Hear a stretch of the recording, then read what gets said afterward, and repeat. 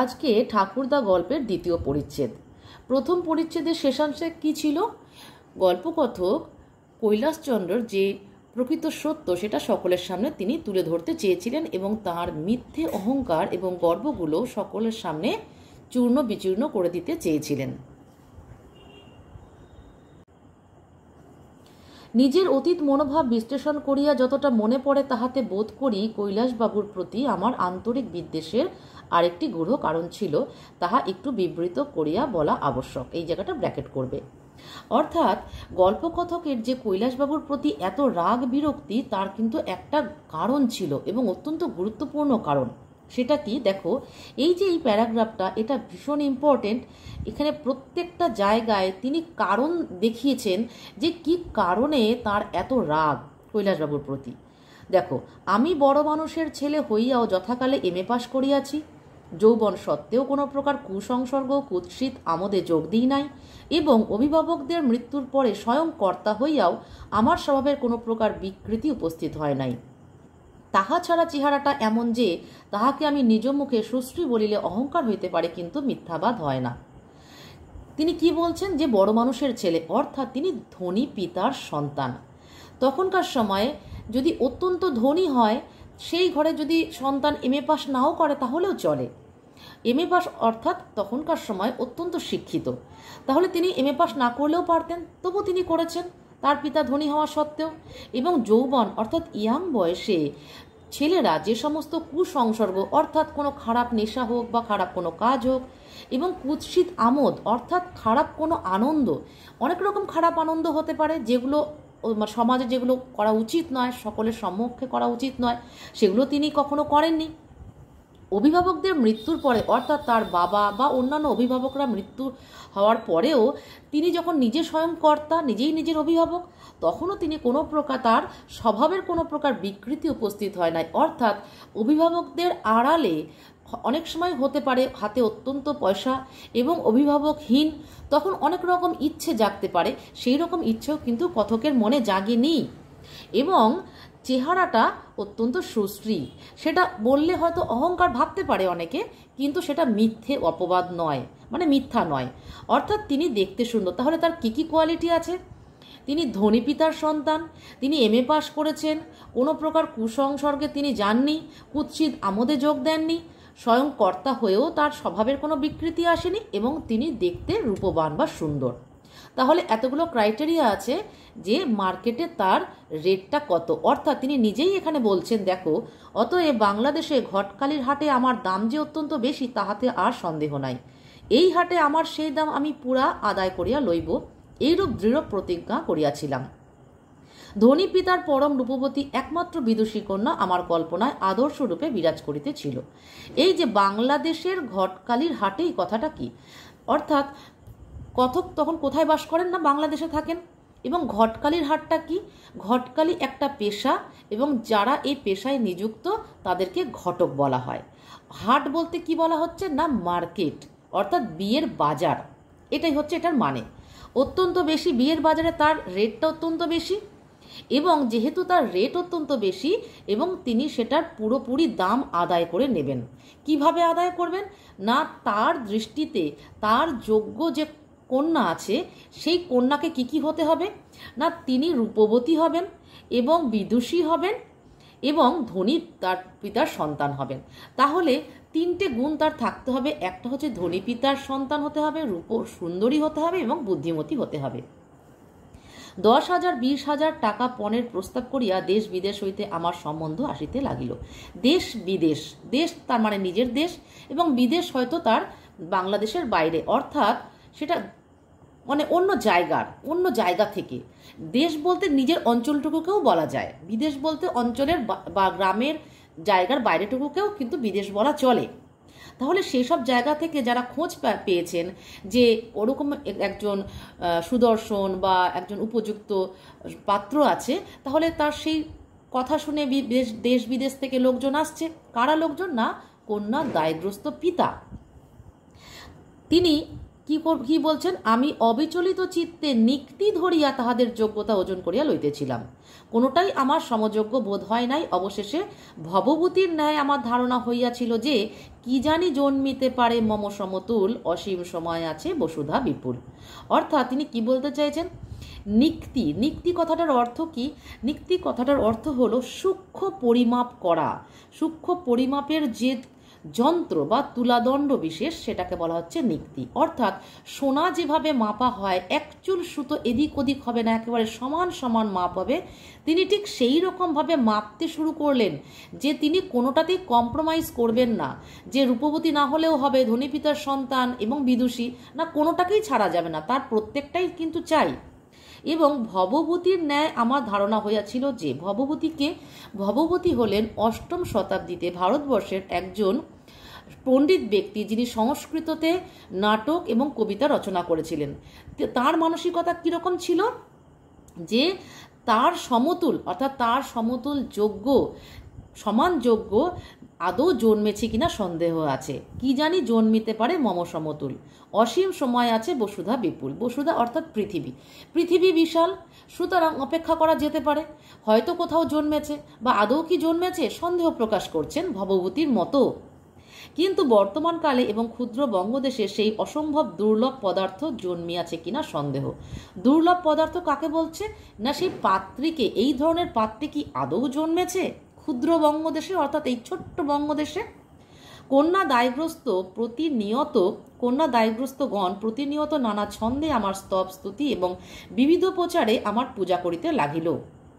অর্থাৎ কন্যা দায়গ্রস্তগণ কারা না, কন্যার পিতারা, এবং স্তব স্তুতি বিবিধ প্রচারে কীরকম, যেমন ঈশ্বরের পূজা অর্চনা করা হয়, যেমন ফল ফুল নৈবেদ্য ইত্যাদি দিয়ে, সেই রকমভাবেই ওই পাত্রকে, মানে গল্পকথকে তুষ্ট করার চেষ্টা করতে লাগলো, যদি তার মেয়েকে পছন্দ হয়। এরকম প্রত্যেকেই তাকে তোয়াজ করে চলেছে, অর্থাৎ বর্তমান ভাষায় বলা যেতে পারে অয়েলিং বাটারিং করে চলেছে।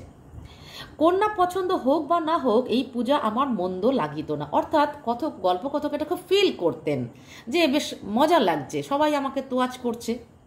ভালো ছেলে বলিয়া কন্যার পিতৃগণের এই পূজা আমার উচিত প্রাপ্য স্থির করিয়াছিলাম। প্রত্যেকটা লাইনকে বুঝতে হবে। অর্থাৎ তার মানসিকতা এরকম ছিল যেটা আমার প্রাপ্য, তারা এরকমভাবেই আমাকে স্তবস্তুতি করবে, কারণ এটার আমি যোগ্য।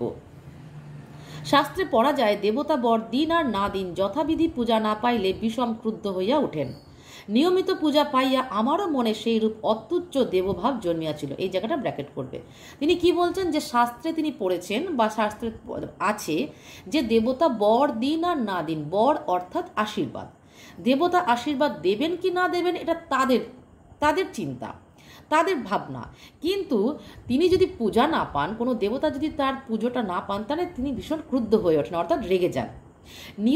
নিয়মিত পুজো পেয়ে, অর্থাৎ এই যে নিয়মিত তাকে তুষ্ট করার চেষ্টা করে চলেছে এই কন্যা দায়গ্রস্তগণ, এটা পেতে পেতে তার মনে একটা দেবভাব জন্মেছে যে আমিও এটা পাওয়ারই যোগ্য। পূর্বেই বলিয়াছিলাম ঠাকুরদা মশায়ের একটি পৌত্র ছিল। এই জায়গাটা থেকে কিন্তু সেই ইম্পর্টেন্ট জায়গাটা শুরু হচ্ছে। তাহাকে অনেকবার দেখিয়াছি, কিন্তু কখনো রূপবতী বলিয়া ভ্রম হয় নাই। ভাবো, রূপবতী বলিয়া ভ্রম হয় নাই, অর্থাৎ সে যে সুন্দর, এই ভুলটা তার কখনো হয়নি যে সে সুন্দরী। পৌত্রী অর্থাৎ ঠাকুরদা মশাইয়ের একটি নাতনি ছিল, সুতরাং তাহাকে বিবাহ করিবার কল্পনাও আমার মনে উদিত হয় নাই। তখনকার দিনের ডিফারেন্স থাকতো, পাত্র এবং পাত্রীর মধ্যে বয়সের একটা ডিফারেন্স থাকতো। গল্পকথ কিন্তু এখানে যথেষ্ট বড়, বিবাহের উপযুক্ত। কিন্তু তখনকার দিনে কি হতো, বালিকাদেরই বিয়ে হতো, বালিকা অবস্থাতেই বিয়ে হতো। তা তখন কিন্তু সেই কথকের মনে আসেনি যে সেই বালিকা বা সেই নাতনিটি ঠাকুরদা মশাইয়ের সে সুন্দরী, বা তাকে বিয়ে করার ইচ্ছেও কথকের মনে কিন্তু জাগেনি। কিন্তু ইহা ঠিক করিয়া রাখিয়াছিলাম যে কৈলাসবাবু লোক মারফত অথবা স্বয়ং পৌত্রীটিকে অর্ঘ্য দিবার মানসে আমার পূজার বোধন করিতে আসিবেন।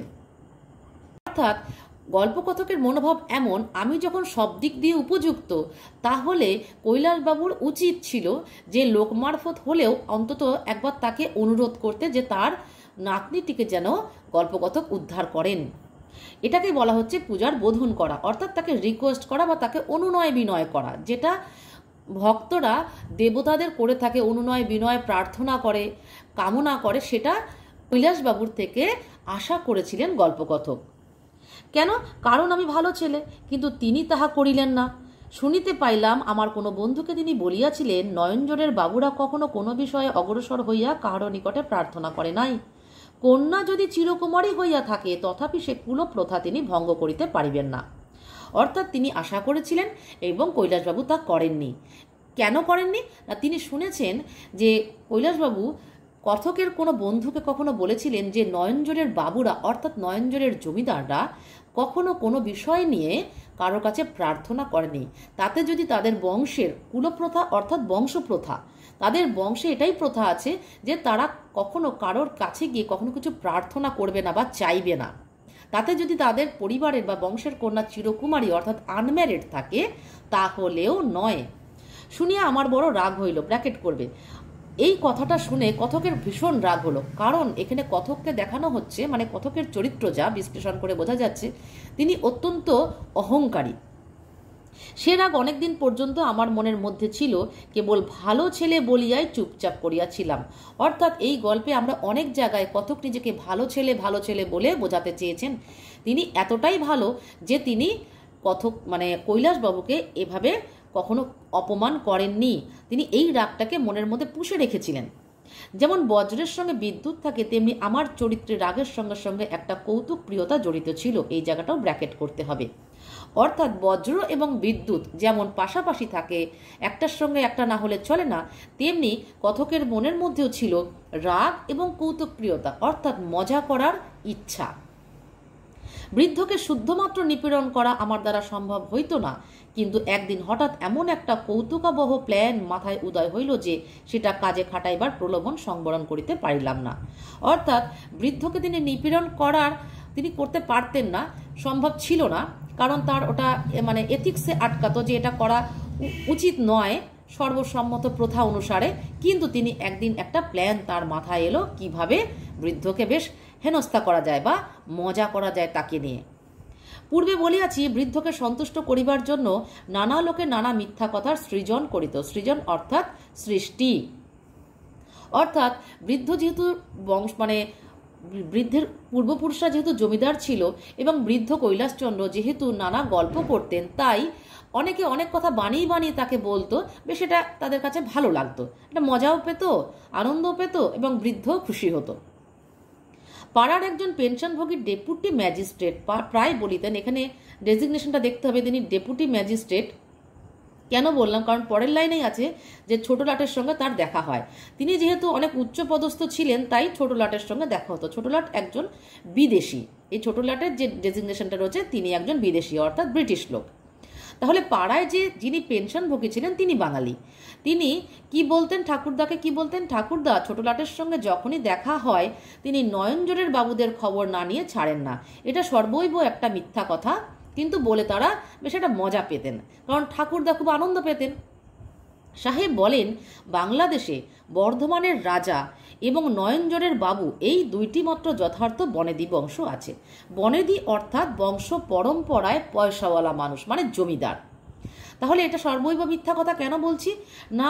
ছোটলাট কখনোই বলেন না এইসব কথা, কিন্তু ওই পেনশনভোগী ডেপুটি ম্যাজিস্ট্রেট এটা বানিয়ে বলতেন কৈলাসবাবুকে যে ছোটলাট নাকি এই কথা বলেন যে বর্ধমানের এক রাজা আর নয়নজোড়ের জমিদার এই দুটো মাত্র বনেদি বংশ আছে বাংলাদেশে।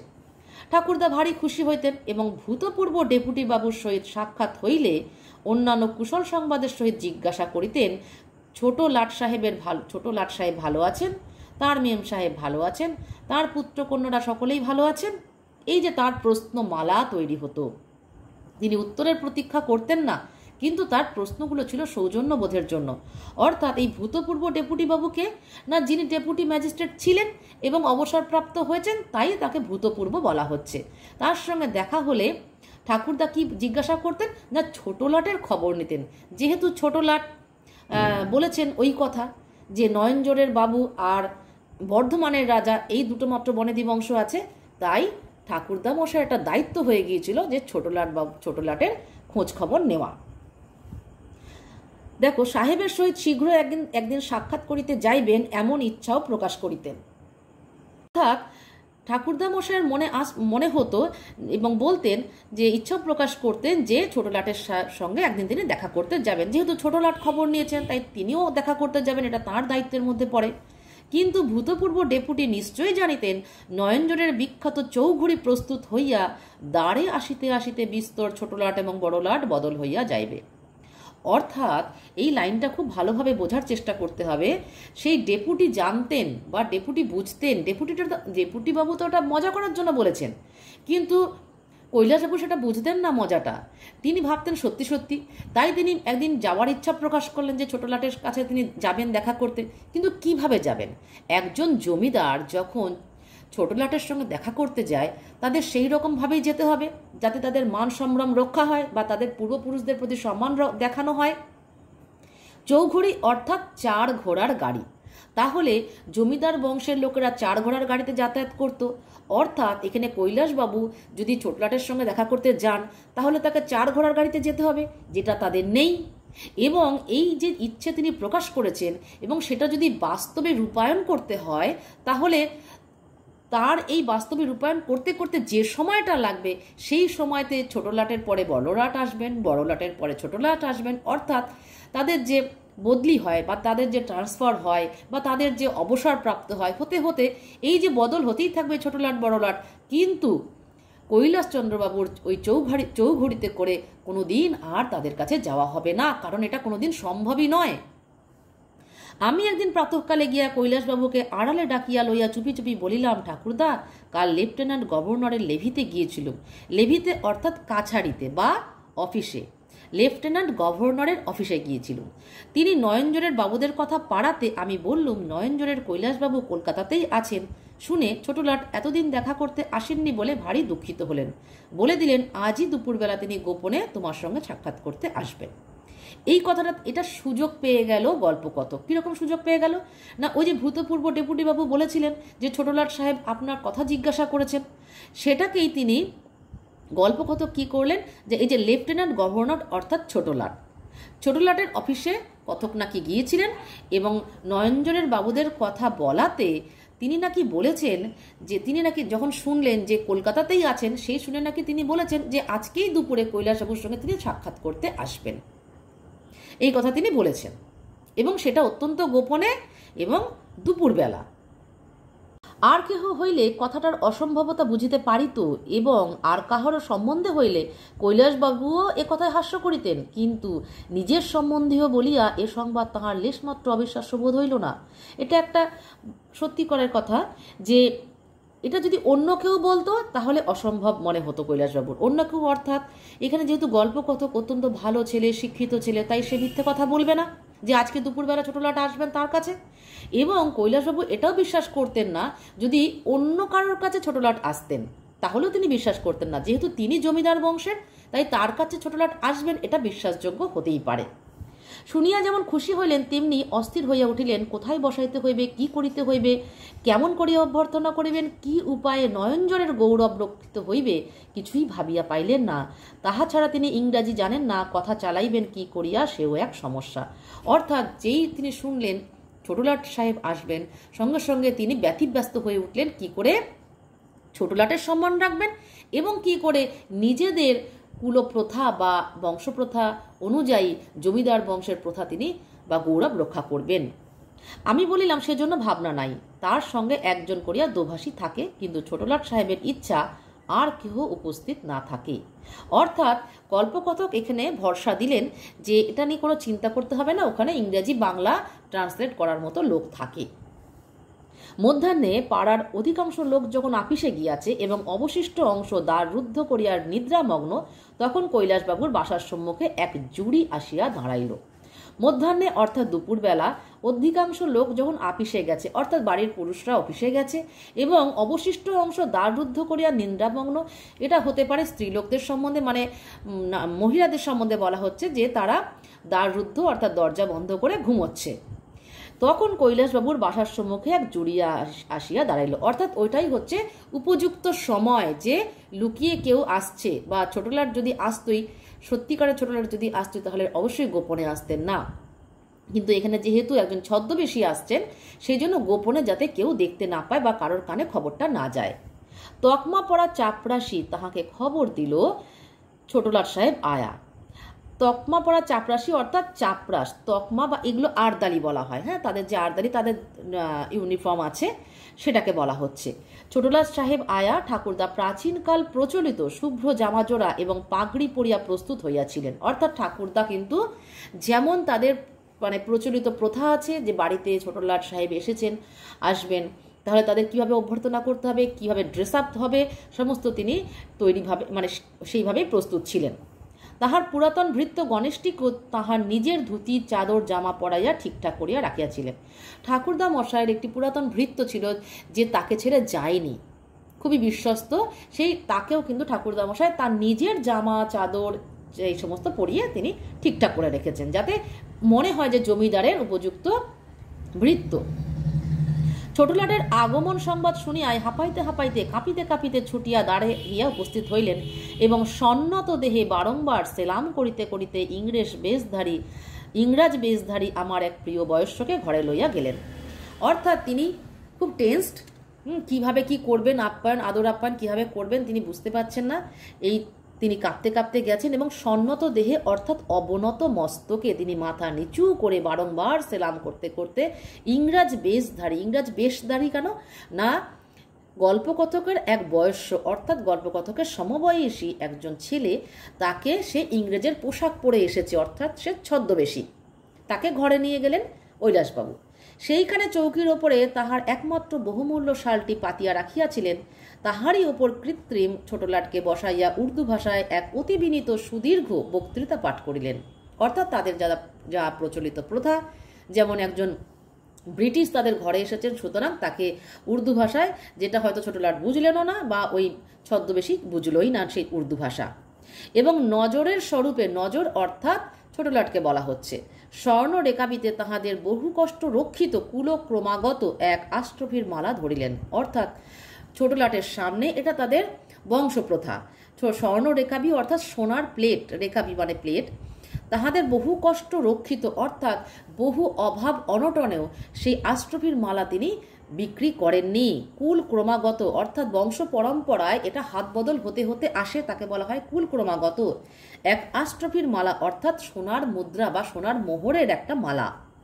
প্রাচীন ভৃত্য গণেশ গোলাপ পাশ এবং আতরদান লইয়া উপস্থিত ছিল। অর্থাৎ গোলাপ পাশ বললাম যে গোলাপ জল ছেটানোর যে পাত্র, এবং আতরদান নিয়ে উপস্থিত ছিল, যেমন হয় আর কি জমিদার বাড়িতে। কৈলাসবাবু বারংবার আক্ষেপ করিতে লাগিলেন যে তাহাদের নয়নজোড়ের বাড়িতে হুজুর বাহাদুরের পদধূলি পড়িলে তাহাদের যথাসাধ্য যথোচিত আতিথ্যের আয়োজন করিতে পারিতেন। কলিকাতায় তিনি প্রবাসী, এখানে তিনি জলহীন মিনের ন্যায় সর্ববিষয়েই অক্ষম ইত্যাদি ইত্যাদি। অর্থাৎ কৈলাসবাবুর এটা আক্ষেপ যে তিনি দেখিয়ে দিতে পারতেন যে আদর আপ্যায়ন কাকে বলে, যদি এই হুজুর বাহাদুর অর্থাৎ ওই ছোটলাট, ছদ্মবেশী ছোটলাটকে যদি তিনি তাদের নয়নজোড়ের বাড়িতে নিয়ে যেতে পারতেন, তাহলে যথাসাধ্য এবং যথোচিত মানে ঠিক যেমন যেমন উচিত তিনি আতিথ্য করতে পারতেন। কলকাতায় তিনি কি প্রবাসী, কি উদাহরণ দিচ্ছেন, জলহীন মিন, জলহীন মানে জল ছাড়া, মিন মানে মাছ, মাছ যেমন জল ছাড়া থাকে, অত্যন্ত যন্ত্রণা, অত্যন্ত কষ্ট, কোনো রকমে বাঁচছে, ঠিক সেই রকম। আমার বন্ধু দীর্ঘ হ্যাট সমেত অত্যন্ত গম্ভীরভাবে মাথা নাড়িতে লাগিলেন। ইংরেজি কায়দা অনুসারে এরূপ স্থলে মাথার টুপি না থাকিবার কথা, কিন্তু আমার বন্ধু ধরা পড়িবার ভয়ে যথাসম্ভব আচ্ছন্ন থাকিবার চেষ্টায় টুপি খোলেন নাই। অর্থাৎ ইংরেজদের প্রথা অনুসারে কারোর বাড়িতে আতিথেয়তার সময় যখন সেই বাড়িতে তারা বসে আছে তখন টুপিটা খুলে নেয়, কিন্তু সেই ছদ্মবেশী টুপিটা খুলে নেয়নি, পাছে ধরা পড়ে যান কৈলাসবাবুর দৃষ্টিতে, এবং শুধু তিনি কি করছেন, গম্ভীরভাবে ঘন ঘন মাথা নাড়ছেন। কৈলাসবাবু এবং তাহার গর্বান্ধ প্রাচীন ভৃত্যটি ছাড়া আর সকলেই মুহূর্তের মধ্যে বাঙালির এই ছদ্মবেশ ধরিতে পারিত। অর্থাৎ কৈলাসবাবু এবং তাহার গর্বান্ধ মানে কৈলাসবাবু ভৃত্য গণেশ, এবং গণেশ কৈলাসবাবুর অহংকারেই অন্ধ, মানে কৈলাসবাবুর গর্বেই অন্ধ, তাই বলা হচ্ছে গর্বান্ধ। এই দুটো মানুষ ছাড়া যে কেউ ওই ছদ্মবেশী ছোটলাটকে কিন্তু চিনে ফেলতে পারত। 10 মিনিট কাল ঘাড় নাড়িয়া আমার বন্ধু গাত্রোত্থান করিলেন এবং পূর্ব শিক্ষা মতো চাপরাশিগণ সোনার রেখা বিশুদ্ধ আশরাফির মালা, চৌকি হইতে সেই শাল এবং ভৃত্যের হাত হইতে গোলাপ পাশ এবং আতরদান সংগ্রহ করিয়া ছদ্মবেশীর গাড়িতে তুলিয়া দিল। কৈলাসবাবু বুঝিলেন ইহাই ছোটলাটের প্রথা। ঠিক 10 মিনিট ছিলেন সেই ছদ্মবেশী ছোটলাট, তারপর গাত্রোত্থান করিলেন, অর্থাৎ বসা থেকে উঠলেন। পূর্ব শিক্ষা মতো, অর্থাৎ আগে থেকে শেখানো রয়েছে চাপরাশিগণ, কারণ তারাও সব নকল।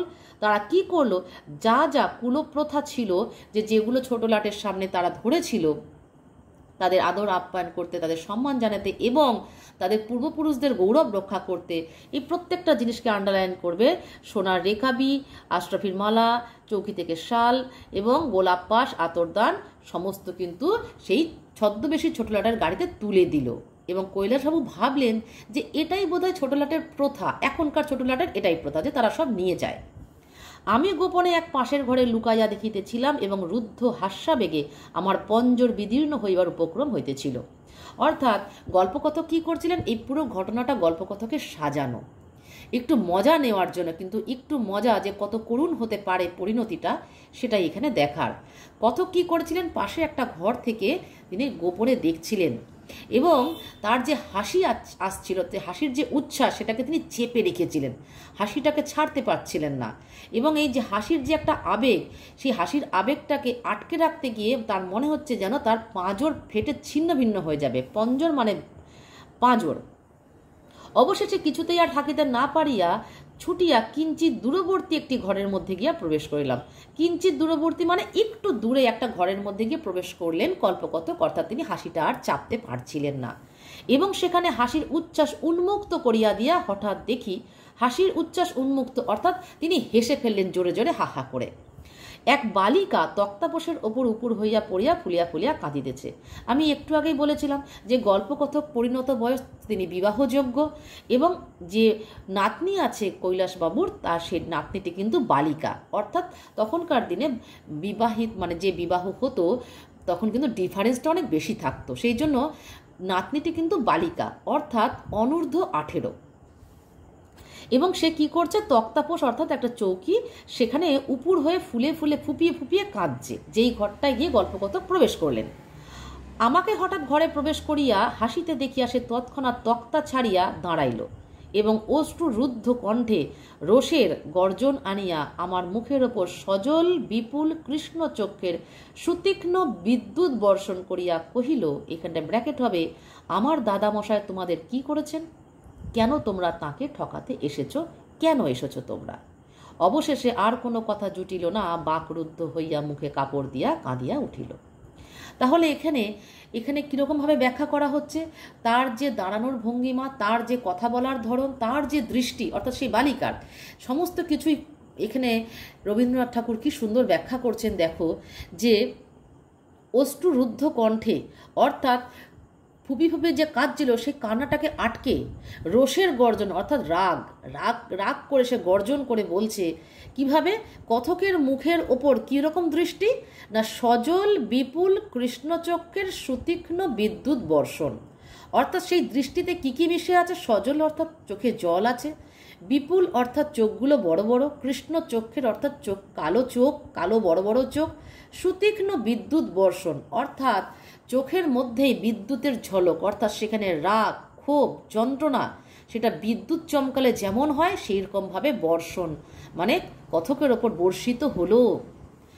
এবং তার একটাই তিনি বালিকা কি কথাগুলো বলল, যে কেন তোমরা আমার দাদামশাইকে ঠকাতে এসেছো, কেন এসেছো তোমরা? আর কোনো কথা বলতে পারলো না, কারণ তার কান্নায় তার অবরুদ্ধ হয়ে আসছিল তার কথা, সেই জন্য সে মুখে কাপড় চাপা দিয়ে কেঁদে উঠল। কোথায় গেল আমার হাস্যাবেগ, অর্থাৎ কথক যে হাসিতে আবেগে ফেটে পড়ছিল, সেই হাসির আবেগ কোথায় চলে গেল? আমি যে কাজটি করিয়াছি তাহার মধ্যে কৌতুক ছাড়া আর যে কিছু ছিল এতক্ষণ তাহা আমার মাথায় আসে নাই। অর্থাৎ এতক্ষণ মজা নিচ্ছিল, যে কৌতুক, ভীষণ মজা, ভীষণ হাসি, ভীষণ খুশি, কিন্তু এছাড়াও যে আরও কিছু ছিল এটার মধ্যে, সেটা কথকের মাথায় আসেনি। হঠাৎ দেখিলাম অত্যন্ত কোমল স্থানে অত্যন্ত কঠিন আঘাত করিয়াছি, এটাকেও ব্র্যাকেট করবে। কোমল অর্থাৎ অত্যন্ত নরম জায়গায় অত্যন্ত কঠিন আঘাত করে ফেলেছেন। হঠাৎ আমার কৃতকার্যের বিভৎস নিষ্ঠুরতা আমার সম্মুখে দেদীপ্যমান হইয়া উঠিল। অর্থাৎ কথক যে কাজটা করেছে কি কাজ, কি ভয়ঙ্কর কাজ করেছে, তার বিভৎস নিষ্ঠুরতা, অর্থাৎ এতটাই কঠিন কাজ করেছেন, এতটাই বাজে কাজ করেছেন, সেটা দেদীপ্যমান অর্থাৎ উজ্জ্বল হয়ে উঠে তার চোখের সামনে, যে আমি কি করেছি, ফুটে উঠছে, জলজল করছে, যে তার বিভৎসতা, তার নিষ্ঠুরতা জলজল করছে। লজ্জা এবং অনুতাপে পদাহত কুক্কুরের ন্যায় ঘর হইতে নিঃশব্দে বাহির হইয়া গেলাম। লজ্জা পেয়েছেন এবং অনুতপ্ত মানে তিনি মনে মনে অনুশোচনা করছেন যে এটা আমি কি করলাম। পদাহত কুকুর অর্থাৎ কুকুরকে যদি পা দিয়ে মারা হয় সেই রকম যেন তিনি আঘাতপ্রাপ্ত হলেন, যেন আমাকে সেই কুকুরের মতো আমাকে কেউ মারলো, এমন একটা তার সেই বালিকার কথা, বালিকার দৃষ্টি, সমস্ত কিছু কিন্তু কথকের ওপর আঘাত হানলো। তার মনের মধ্যে সেটা বুঝিয়ে দেওয়া হলো যে কত বড় অন্যায় তিনি করেছেন।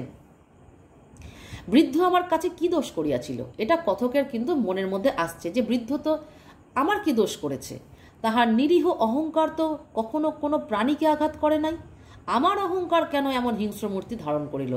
এইবার কিন্তু কথকের মনের মধ্যে এই কথাবার্তাগুলো আন্দোলিত হচ্ছে যে বৃদ্ধ অর্থাৎ কৈলাসবাবু অহংকার দেখাতো, কিন্তু সেই অহংকার তো কখনো কাউকে আঘাত করেনি, কিন্তু আমার এই যে আত্ম অহমিকা, এই যে আমার এত অহংকার যে আমি ভালো ছেলে, আমি ধনী পিতার সন্তান, আমি শিক্ষিত, আমি সুন্দর দেখতে এবং আমি সব দিক দিয়ে সুযোগ্য, এই যে তার ফলে তার মনের মধ্যে যা অহংকার এসেছিল, সেই অহংকারের কি ফল হলো না হিংস্র মূর্তি ধারণ করলো, যে মজা দেখাবো কৈলাসবাবুকে। তাহা ছাড়া আরেকটি বিষয়ে আজ হঠাৎ দৃষ্টি খুলিয়া গেল।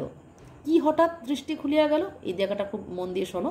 এতদিন আমি কুসুমকে কোনো অবিবাহিত পাত্রের প্রসন্ন দৃষ্টিপাতের প্রতীক্ষায় সংরক্ষিত পণ্য পদার্থের মতো দেখিতাম, ভাবিতাম আমি পছন্দ করি নাই বলিয়া ও পড়িয়া আছে, দৈবাত যাহার পছন্দ হইবে ও তাহারই হইবে। দেখো এই মনোভাবটা কি ভয়ঙ্কর এক মনোভাব গল্পকথকের। কি বলছেন যে কুসুম অর্থাৎ কৈলাসবাবুর নাতনির নাম কুসুম, কি ভাবছেন না কোনো অবিবাহিত পাত্রের প্রসন্ন দৃষ্টিপাত, অর্থাৎ কোনো অবিবাহিত পাত্র যে কুসুমকে বিয়ে করবে, মানে কুসুমের প্রতি দয়ায়, মায়ায়, করুণায় প্রসন্ন বলতে এইভাবে যে হয়তো মানে এইভাবেই হয়তো কুসুম অপেক্ষা করে আছে, যদি কোনো পাত্রের ওকে দয়া করে পছন্দ করে তবে তার বিয়ে হবে। এবার বলছে সংরক্ষিত পণ্য পদার্থের মতো দেখিতাম, অর্থাৎ সংরক্ষিত পণ্য মানে হচ্ছে স্টোরড কোনো থিং, অর্থাৎ রেখে দেওয়া হয়েছে কোনো বস্তুকে, যত্ন করে রেখে দেওয়া হয়েছে, যদি কোনো ছেলের দয়া হয় বা প্রসন্ন দৃষ্টি হয় তবে সেই কুসুমের বিয়ে হবে, নচেত হবে না। ব্যাপারটা এইরকম। আজ দেখিলাম এই গৃহকোণে ওই বালিকা মূর্তির অন্তরালে একটি মানব হৃদয় আছে। এবার গল্পকথক অনুভব করছেন হৃদয় দিয়ে যে বালিকা মূর্তি, বালিকাকে তার সুন্দর কখনো মনে হয়নি, এটা আমরা আগে পড়েছি, কিন্তু এখন তিনি দেখছেন যে বালিকার মধ্যে একটি মানব হৃদয় আছে, অর্থাৎ মানুষের যে হৃদয় থাকা উচিত সেই হৃদয়টা কিন্তু সেই মেয়েটির মনের মধ্যে আছে।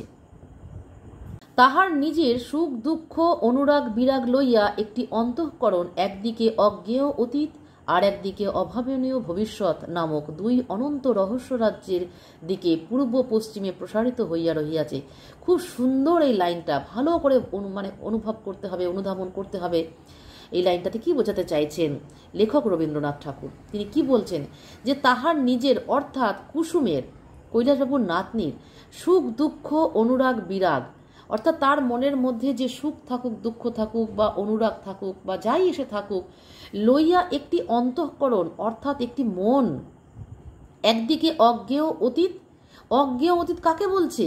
যে অতীতকে সে জানেই না, অর্থাৎ তার দাদু বা ঠাকুরদার যে একটা জমিদারি বংশ ছিল সেটা সে দেখেইনি, সেটা সে জানেই না, তাহলে সেটা অজ্ঞেয় অতীত। তার মানে সেই অতীতটা তার অজানা, অজ্ঞেয় মানে অজানা, তার মানে তার অতীত অর্থাৎ জমিদারি বংশ বা মানে নয়নজোড়ের যে জমিদার বংশ সম্বন্ধে তার কিছু জানা নেই, যেটুকুনি গল্প সে তার ঠাকুরদার কাছ থেকে শুনেছে, সে কিছু চোখেই দেখেনি, তাই সেটা অজ্ঞেয় অতীত। আর একদিকে অভাবনীয় ভবিষ্যৎ, অর্থাৎ তার ভবিষ্যতে কি আছে, সে আদৌ পাত্রস্থ হবে কি না, সে তার আদৌ বিবাহ হবে কি না, বা তার ঠাকুরদা তার জন্য কি ভবিষ্যৎ কি মানে নিশ্চিত করে যাচ্ছেন, সেই ভবিষ্যৎ সম্পর্কেও তার কোনো কিছু জানা নেই। তাই বলছে নামক দুই অনন্ত রহস্য রাজ্যের দিকে পূর্ব পশ্চিমে প্রসারিত হইয়া রহিয়াছে। অর্থাৎ তার যে মন, একটা হচ্ছে তার অজ্ঞেয় অতীত, আর একটা হচ্ছে তার অভাবনীয় ভবিষ্যৎ, মানে ভবিষ্যতে কি হবে তার ভাবনার মধ্যে নেই। এই দুটো অনন্ত রহস্য রাজ্য, যেটা জানে না সেটাও যেমন রহস্য রাজ্য, যেটা আসছে যেটা সে চোখে দেখেনি সেটাও রহস্য রাজ্য, এবং দুটো দিক পূর্ব পশ্চিমে তার অন্তঃকরণ, তার মন প্রসারিত হয়ে রয়েছে। ঠিক আছে, যে মানুষের মধ্যে হৃদয় আছে সে কি কেবল পণের টাকা এবং নাক চোখের পরিমাণ মাপিয়া পছন্দ করিয়া লইবার যোগ্য? এখানে ব্র্যাকেট করবে। অর্থাৎ এইবার কল্পকথকের মধ্যে একটা মানব হৃদয় জেগে উঠছে। তিনি দেখতে পাচ্ছেন যে মেয়েটির মধ্যে একটা মানব হৃদয় আছে, অন্তঃকরণ আছে, অর্থাৎ সে তার ঠাকুরদার সম্বন্ধে যেটুকুনি জেনেছে, তার ঠাকুরদার কিন্তু কিছুই নেই, পয়সা, সেই আভিজাত্য কিচ্ছু নেই, কিন্তু সে তার ঠাকুরদার পাশে সর্বক্ষণ রয়েছে। সে মন দিয়ে প্রাণ দিয়ে ঠাকুরদাকে সম্মান করে এবং ঠাকুরদাকে কোনোভাবেই কষ্ট পেতে দেবে না। এত সুন্দর একটা ফুলের মতো মন রয়েছে। তাহলে সেই মন যে মানুষের মধ্যে আছে, সেই মন কি পণের টাকা, মানে পণ অর্থাৎ সেই কি বলে ডাউরি সিস্টেম যেটা ছিল তখনকার সময়, সেই পণ মানে পণ না দিলে সেই কন্যার বিবাহ হবে না। তাহলে যেই মেয়ের মন আছে সেই মেয়ের কি পণের টাকা দিয়ে বেছে নেওয়ার যোগ্য? বা তার নাক চোখের পরিমাণ মাপিয়া, অর্থাৎ সে সুশ্রী নয় বা দেশে দেখতে সুন্দরী নয়, এইভাবে তাকে মাপা হবে যে সে পণের টাকা দিতে পারেনি বা সে সুন্দরী নয়, সেই জন্য এই মেয়ে উপযুক্ত পাত্রের হাতে যাবে না। সমস্ত রাত্রি নিদ্রা হইল না, অর্থাৎ অনুতাপে অনুশোচনায় দগ্ধ হতে লাগলো কল্পকথক। পরদিন প্রত্যুষে অর্থাৎ ভোরবেলা বৃদ্ধের সমস্ত অপহৃত বহুমূল্য দ্রব্যগুলি লইয়া চোরের ন্যায় চুপি চুপি ঠাকুরদার বাসায় গিয়া প্রবেশ করিলাম। অর্থাৎ যা যা অপহৃত বস্তু যেগুলো নিয়ে এসেছিল সেই চাপরাশিরা, ছদ্মবেশী চাপরাশি, ছদ্মবেশী ছোটলাট, সে সমস্ত কিছু জিনিস নিয়ে ভোরবেলায় সে ঠাকুরদার বাসায় গিয়ে প্রবেশ করলেন। ইচ্ছা ছিল কাহাকেও কিছু না বলিয়া গোপনে চাকরের হস্তে সমস্ত দিয়ে আসিব, অর্থাৎ যে ভৃত্য গণেশ তার হাতে সমস্ত কিছু দিয়ে আসবে। চাকরকে দেখিতে না পাইয়া ইতস্তত করিতেছি, এমন সময় অদূরবর্তী ঘরে বৃদ্ধের সহিত বালিকার কথোপকথন শুনিতে পাইলাম।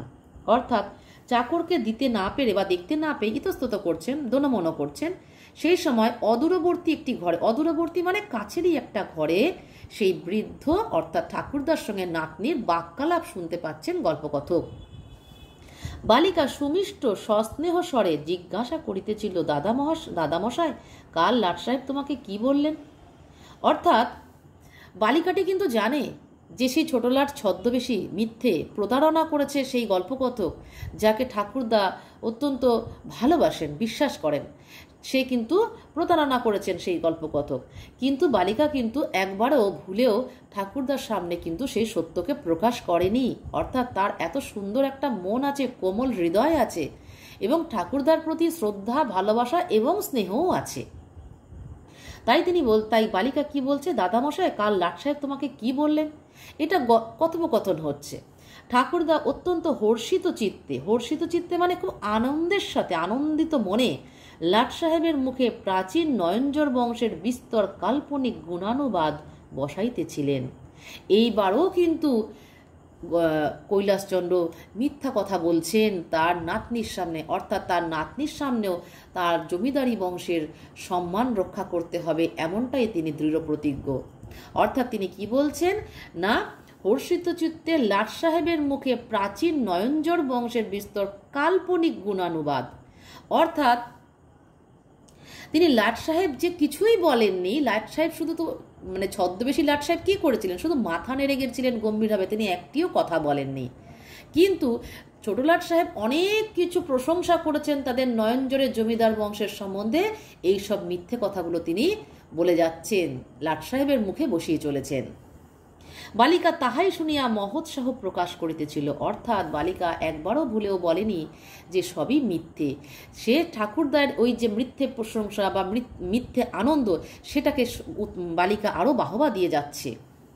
বৃদ্ধ অভিভাবকের প্রতি মাতৃহৃদয়া এই ক্ষুদ্র বালিকার সকরুণ ছলনায় আমার দুই চক্ষে জল ছলছল করিয়া আসিল। অর্থাৎ বালিকার মধ্যে যে একটা মাতৃহৃদয় আছে, আসলে সব নারী যেন মা, এরকম একটা বোঝানো হচ্ছে।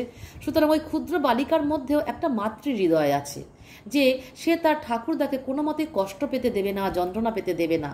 যেটা করে গেছে গল্পকথক একজন পরিণত যুবক হয়েও কাজটা করে গেছে, যেটা করা উচিত হয়নি, সেটা কিন্তু সেই বালিকা সেটা করতে পারলো না।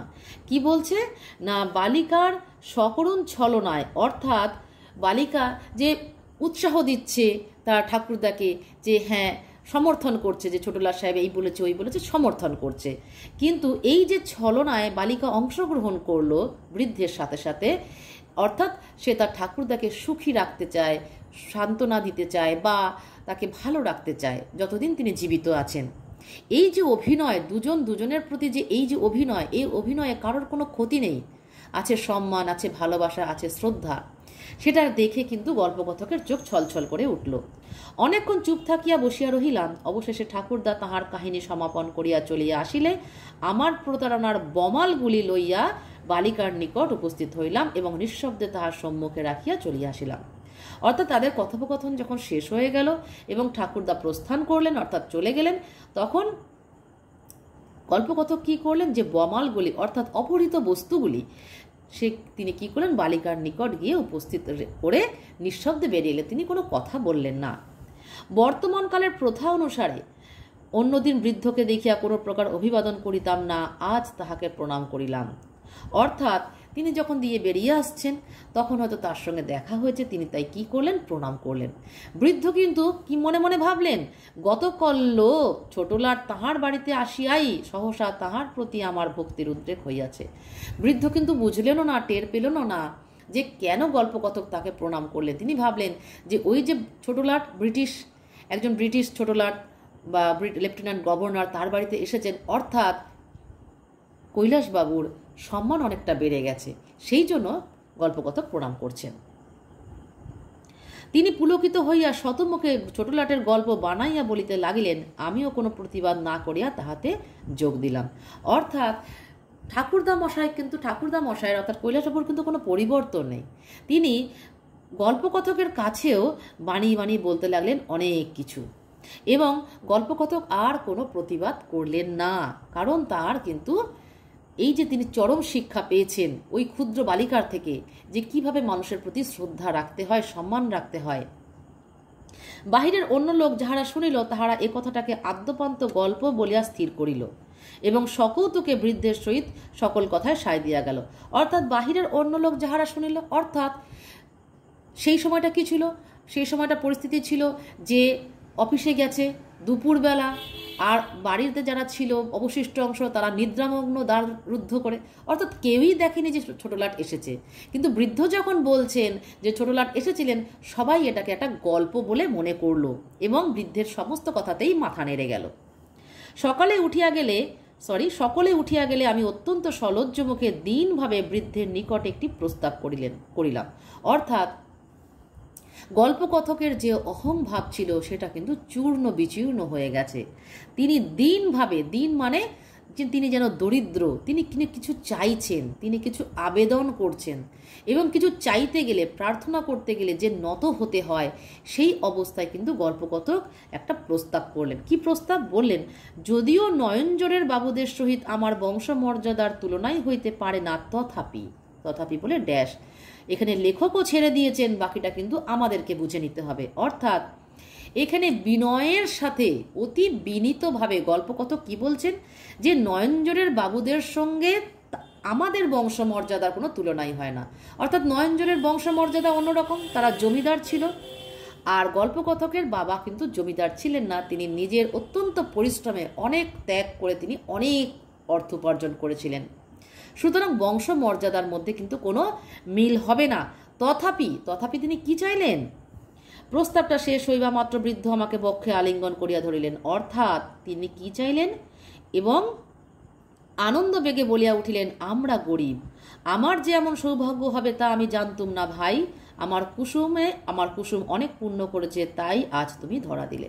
অর্থাৎ রবীন্দ্রনাথ ঠাকুর এইভাবেই কথার অবতারণা করে বুঝিয়ে দিলেন যে গল্পকথক তার কুসুমকে চাইলেন, বিবাহ করতে চাইলেন, এবং এই যে তথাপি বলে ছেড়ে দিলেন, অর্থাৎ তিনি চাইলেন যে তিনি তার নাতনিকে বিবাহ করতে চান। এবং প্রস্তাবটা শেষ হওয়া মাত্র কিন্তু কৈলাসচন্দ্র তাকে বক্ষে আলিঙ্গন, বক্ষ অর্থাৎ বুকে টেনে নিলেন এবং আনন্দবেগে বলে উঠলেন, আমরা গরিব। এই যে এত দিনে তিনি স্বীকার করলেন যে তিনি গরিব বা দরিদ্র। তাই তিনি ভাবেননি যে এত সৌভাগ্য হবে এবং তার কুসুম এত পুণ্য করেছে, এটা তিনি কল্পনাও করতে পারেননি। বলিতে বলিতে বৃদ্ধের চক্ষু দিয়া জল পড়িতে লাগিল। অর্থাৎ এই যে তিনি বললেন কৈলাসবাবু যে কুসুম অনেক পুণ্য করেছে যে আজ তুমি ধরা দিলে অর্থাৎ নিজে উপযাচক হয়ে তার নাতনিকে বিবাহের প্রস্তাব দিয়েছেন, এটা তিনি কল্পনা করতে পারেননি। এই আনন্দে তিনি আত্মহারা হয়ে গেছেন, সেই জন্য তার চোখ দিয়ে জল পড়ছে। কারণ তিনি কখনো তার বংশপ্রথা ভেঙে তিনি প্রস্তাব দিতে পারতেন না যে তার নাতনিকে বিবাহ করুক, এটা তিনি পারতেন না। তিনি মনে মনে কামনা করলেও তিনি পারতেন না, এটা তাদের বংশপ্রথাকে ভাঙা হবে। তিনি এতটাও নত হতে পারেননি, কারণ তিনি জমিদার বংশের। এই সম্মানটুকু তিনি রাখতে চেয়েছিলেন। বৃদ্ধ আজই প্রথম তাহার মহিমান্বিত পূর্বপুরুষদের প্রতি কর্তব্য বিস্তৃত হইয়া স্বীকার করিলেন যে তিনি গরিব। অর্থাৎ এই যে পূর্বপুরুষদের প্রতি সম্মান রক্ষার্থে তিনি যে অহংকারগুলো প্রকাশ করতেন, আজকে তিনি তা ভুলে গেলেন। বিস্তৃত অর্থাৎ ভুলে গেলেন এবং তিনি মেনে নিলেন যে তিনি গরিব এবং স্বীকার করিলেন, আমাকে লাভ করিয়া নয়নজোড় বংশের গৌরবহানি হয় নাই। অর্থাৎ তাদের বংশপ্রথা বা কুলপ্রথা ছিল জমিদারের সঙ্গে জমিদারের বিবাহ হবে, কিন্তু গল্পকথক জমিদার নয়, কিন্তু তিনি বিবাহ প্রস্তাব দিয়েছেন এবং তিনি মেনে নিলেন যে এই প্রস্তাবে তিনি সমর্থন করেছেন এবং এই তার নাতনিকে যে তিনি বিবাহ করবেন গল্পকথক, তাদের বংশের কোনো বা তাদের অহংকারের বা তাদের গৌরবের কোনোই ক্ষতি হয়নি। হানি অর্থাৎ ক্ষতি। আমি যখন বৃদ্ধকে অপদস্থ করিবার জন্য চক্রান্ত করিতেছিলাম, তখন বৃদ্ধ আমাকে পরম সৎপাত্র জানিয়া একান্ত মনে কামনা করিতেছিলেন। অর্থাৎ এখানে কথক স্বীকার করছেন যে তিনি বারে বারে বৃদ্ধকে অপদস্থ করেছিলেন। এই পুরো গল্পটাতে আমরা পেয়েছি কিন্তু যে তিনি বৃদ্ধকে তার মিথ্যে কথাগুলোকে সত্য বন্দুক দিয়ে উড়িয়ে দিতে চেয়েছিলেন, চূর্ণ বিচূর্ণ করে দিতে চেয়েছিলেন। অর্থাৎ তার মনে সবসময় জাগত যে তিনি বৃদ্ধকে অপদস্থ করবেন, কিন্তু বৃদ্ধের মনে কিন্তু এই ভাবনাটা কখনোই কাজ করেনি। তিনি উল্টে কি করেছিলেন না, পরম সৎপাত্র জেনে একান্ত মনে কামনা করেছিলেন তার নাতনির জন্য, যেটা তিনি লাভ করলেন এবং তিনি পরম আহ্লাদিত হলেন এবং তিনি এতই আনন্দিত যে তার আনন্দে তার চোখ দিয়ে জল পড়ছে। অর্থাৎ নাতনির জন্য তিনি যে চিন্তিত ছিলেন যে নাতনির তিনি কি ব্যবস্থা করে যাবেন, তিনি বৃদ্ধ, তিনি যখন তখন মারা যেতে পারেন, তাহলে নাতনির কি ব্যবস্থা করে গেলেন। এখানে যখন সেই পাত্রই যখন নিজে এসে প্রস্তাব দিচ্ছে, তখন আর কৈলাসবাবুর আনন্দে আর চোখে দিয়ে জল ঝরে পড়ছে। পুরো গল্পটাই কিন্তু আমি তোমাদেরকে বুঝিয়ে দিলাম। আমি এর প্রশ্নোত্তরও তোমাদেরকে দেব। যদি কোনো কিছু জানার থাকে অবশ্যই আমাকে কমেন্ট বক্সে জানাও, আমি আমার সাধ্যমতো তোমাদের প্রশ্নের উত্তর দেব। যারা চ্যানেলটিকে সাবস্ক্রাইব করেনি তারা অবশ্যই সাবস্ক্রাইব করে দেবে। আগামী ভিডিওর অপেক্ষায় থাকো। সবাই ভালো থেকো।